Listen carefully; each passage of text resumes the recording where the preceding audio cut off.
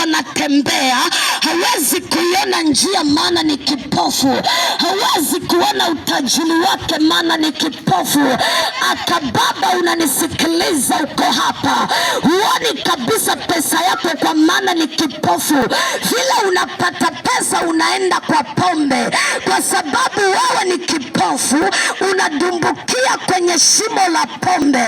Lakini leo nataka niseme, sijajua spika yangu inakufikia hapo ulipo. Haleluya,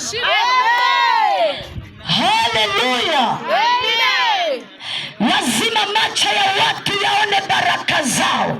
Lazima biashara, kwa sababu huoni kazi ya kufanya.